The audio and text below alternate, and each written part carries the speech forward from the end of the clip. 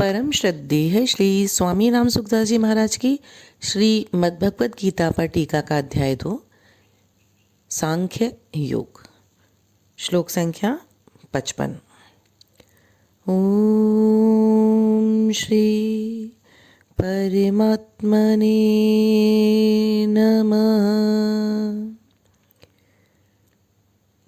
अब भगवान आगे के श्लोक में अर्जुन के पहले प्रश्न का उत्तर देते हैं।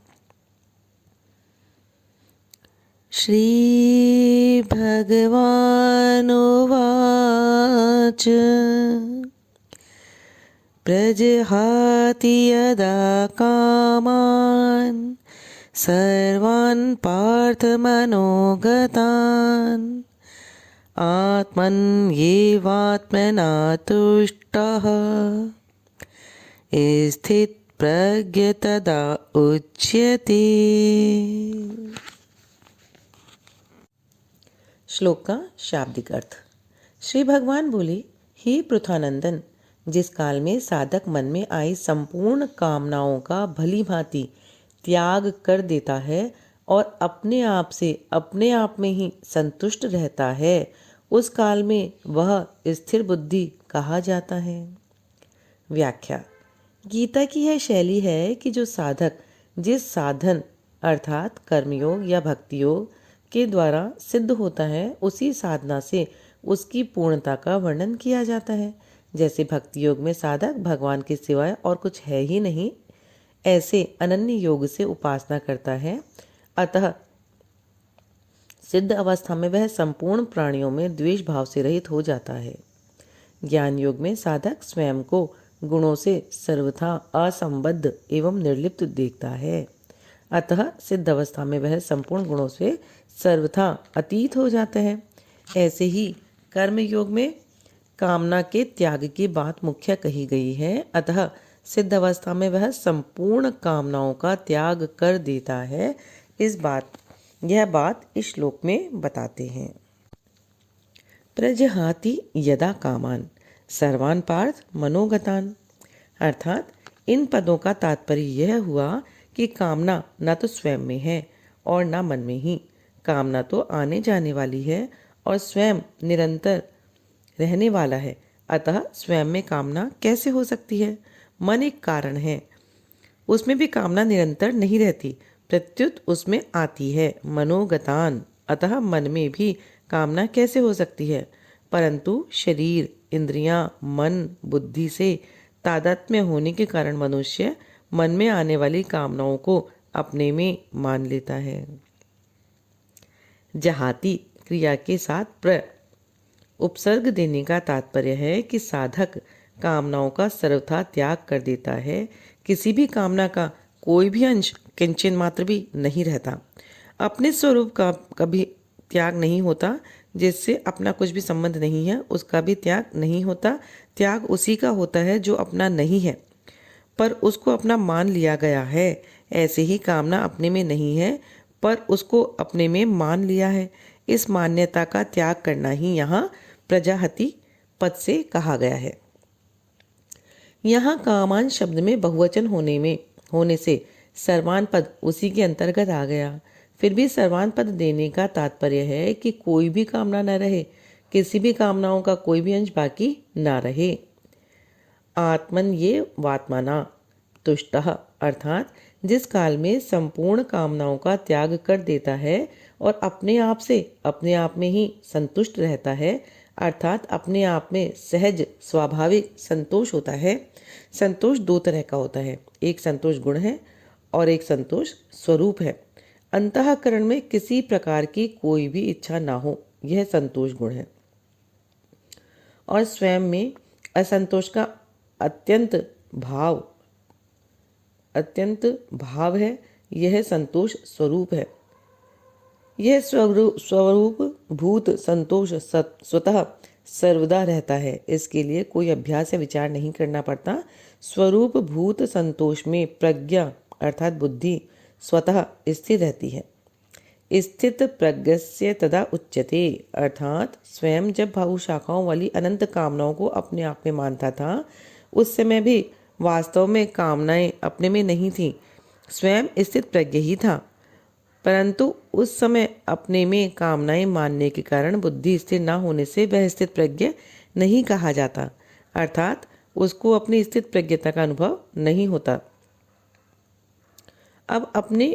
अब उसने अपने में संपूर्ण कामनाओं का त्याग कर दिया, अर्थात उसकी मान्यता को हटा दिया, तब वह स्थित प्रज्ञ कहा जाता है, अर्थात उसको अपनी स्थित प्रज्ञता का अनुभव हो जाता है। साधक तो बुद्धि को स्थिर बनाता है, परंतु कामनाओं का सर्वथा त्याग होने पर बुद्धि को स्थिर बनाना नहीं पड़ता, वह स्वतः स्वाभाविक स्थिर हो जाती है। कर्मयोग में साधक का कर्मों से ज्यादा संबंध रहता है, उसके लिए योग में आरूढ़ होने में भी कर्म कारण है। इसलिए कर्मयोगी का कर्मों के साथ संबंध साधक अवस्था में ही रहता है, सिद्ध अवस्था में भी। साधक अवस्था में भी रहता है और सिद्ध अवस्था में भी। सिद्ध अवस्था में कर्मयोगी के द्वारा मर्यादा के अनुसार कर्म होते हैं जो दूसरों के लिए आदर्श हैं। इसी बात को भगवान ने चौथे अध्याय में कहा है कि कर्मयोगी कर्म करते हुए निर्लिप्त रहता है और निर्लिप्त रहते हुए कर्म करता है। कर्मण्य कर्म यह पश्चेद कर्मणि च कर्म यह। भगवान ने 53वें श्लोक में योग की प्राप्ति में बुद्धि की दो बातें कही थी। संसार से हटने में तो बुद्धि निश्चल हो और परमात्मा में लगने में बुद्धि अचल हो। निश्चल कहकर संसार का त्याग बताया, अचल कहकर परमात्मा में स्थिति बताई। उन्हीं दो बातों को लेकर यहाँ यदा और तदा पद से कहा गया है। जब साधक कामनाओं से सर्वथा रहित हो जाता है तो वह अपने स्वरूप में ही संतुष्ट रहता है, तब वह स्थित प्रज्ञ कहा जाता है। तात्पर्य है कि जब तक कामनाओं का अंश रहता है तब तक साधक कहलाता है, और जब कामनाओं का सर्वथा अभाव हो जाता है तब वह सिद्ध कहलाता है। इन्हीं दो बातों का वर्णन भगवान ने इस अध्याय की समाप्ति तक किया है। जैसे यहाँ प्रजाहति यदा कामान सर्वान पदों से संसार का त्याग बताया है, और फिर आत्मन्ये व आत्मना तुष्टः पदों से परमात्मा में स्थिति बताई है। 56वें श्लोक के पहले भाग में 3 चरणों में संसार का त्याग और स्थिति धी मुनि पद से परमात्मा में स्थिति बताई है। 57वें और 58वें श्लोक में पहले संसार का त्याग बताया है, फिर तस्य प्रज्ञा प्रतिष्ठिता पदों से परमात्मा में स्थिति बताई है। 59वें श्लोक के पहले भाग में संसार का त्याग बताया है और परम दृष्टवा पदों से परमात्मा में स्थिति बताई है। 60वें श्लोक में से 61वें श्लोक तक पहले संसार का त्याग बताया है, फिर युक्त आसीत मत्परः आदि पदों से परमात्मा में स्थिति बताई है। 62वें से 65वें श्लोक तक पहले संसार का त्याग बताया है, फिर बुद्धि पर्यवतिष्ठते पदों से परमात्मा में स्थिति बताई है। 66वें से 68वें श्लोक तक पहले संसार का त्याग बताया है, फिर तस्य प्रज्ञा प्रतिष्ठिता पदों से परमात्मा में स्थिति बताई है। 69वें श्लोक में या निशा सर्वभूतानाम तथा यस्याम जागृति भूतानि पदों से संसार का त्याग बताया है, और यस्याम जागृति संयमी तथा सा निशा पश्यतो मुनेः पदों से परमात्मा में स्थिति बताई है। 70वें और 71वें श्लोक में पहले संसार का त्याग बताया है, फिर स शांति मधि अधिगच्छति पदों से परमात्मा में स्थिति बताई है। 72वें श्लोक में नैनाम प्राप्य विमुह्यति पदों से संसार का त्याग बताया है, और ब्रह्म निर्वाण मृच्छति आदि पदों से परमात्मा में स्थिति बताई है। इस श्लोक का परिशिष्ट भाव: एक विभाग अस्थिर बुद्धि वालों का है और एक विभाग स्थिर बुद्धि वालों का है। अस्थिर बुद्धि वालों की बात तो पहले 41वें से 44वें श्लोक तक कह दी है। अब स्थिर बुद्धि वालों की बात 55वें से 71वें श्लोक तक कहते हैं। जिस समय साधक सांसारिक रुचि का त्याग करके अपने स्वरूप में स्थित रहता है, उस समय वह स्थिर बुद्धि वाला कहा जाता है।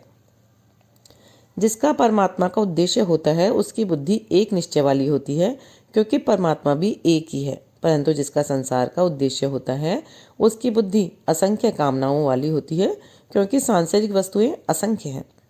समता की प्राप्ति के लिए बुद्धि की स्थिरता बहुत आवश्यक है। पातंजल योग दर्शन में तो मन की स्थिरता को महत्व दिया गया है, पर गीता बुद्धि की स्थिरता को ही महत्व देती है। कारण कि कल्याण प्राप्ति में मन की स्थिरता का उतना महत्व नहीं है जितना बुद्धि की स्थिरता का महत्व है। मन की स्थिरता से लौकिक सिद्धि प्राप्त होती है, पर बुद्धि की स्थिरता से परमार्थिक सिद्धि अर्थात कल्याण प्राप्ति होती है। कर्म योग में बुद्धि की स्थिरता ही मुख्य है। अगर मन की स्थिरता होगी तो कर्म योगी कर्तव्य कर्म कैसे करेगा? कारण कि मन स्थिर होने पर बाहरी क्रियाएं रुक जाती हैं। भगवान भी योग अर्थात समता में स्थित होकर कर्म करने की आज्ञा देते हैं।